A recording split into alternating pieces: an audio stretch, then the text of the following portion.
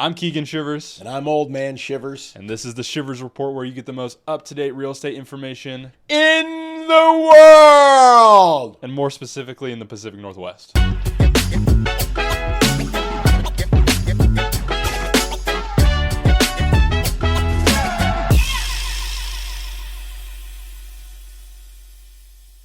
Affordable housing and the ban on institutional investors is what's going to get us there. That's the headlines. Yeah. That's the headlines. Political talking points. Political talking points. Trump talked about it back in January. People are talking about it again now. What I don't think a lot of people understand is that residential housing is owned by less than 1% by institutional investors. Yeah. All my conservative buddies were all mad at me when I said, Trump, that's the dumbest thing that will do nothing for affordable housing. Don't get me wrong. Do I want Wall Street competing with homeowners for homes? I don't. And on the other hand, a seller, because we worked with a lot of those at Zillow and Open Door here locally. Yep. And the reality is they were overpaying for properties. But if you're a seller, that was good. Yeah. That being said, we got all the state, Washington, Oregon, local politicians going, we're going to ban these institutional investors. And like you said, less than 1% nationwide. And I think Oregon and Washington combined is about 2.8% is owned by institutional investors. And what's the definition of institutional investor, Keith? So an institutional investor is a for-profit entity owning 100 or more single-family homes. Okay. And that's not right now.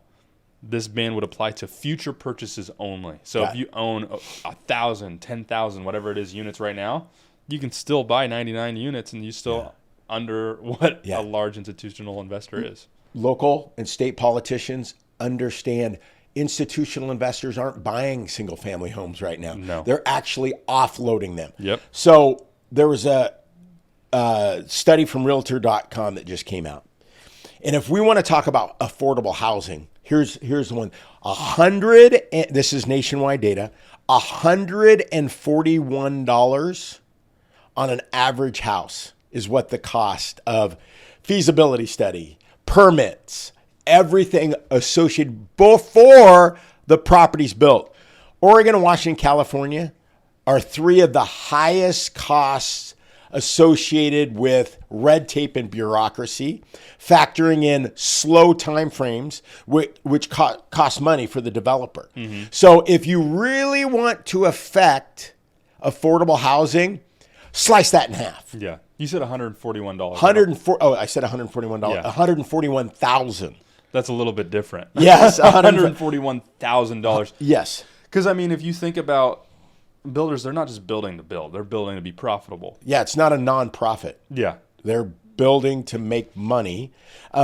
So if you cut down time, that costs cut down on their holding times. Mm-hmm. If you cut down on all the permitting, and guess what? You get people marching in the streets. Affordable housing.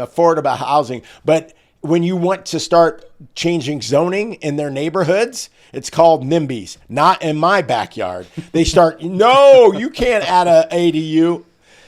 You can't have it both ways. Yeah. Do you want affordable housing? Do you want something that will actually do it? Or do you want to do these? Of course, who doesn't want to blame the big bad Wall Street?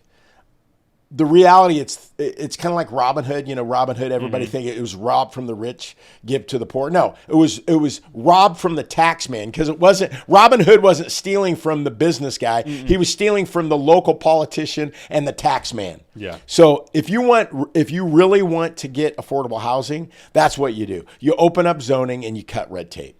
Do you think at any point here in the Pacific Northwest specifically that we would ever get to that point where that actually becomes something that they'd be open to? Well, they passed a ruling about the zoning laws here in the state, but all the local municipalities push back. So it's still, you can build, but they make the cost so outrageous that no one will build because it doesn't make sense.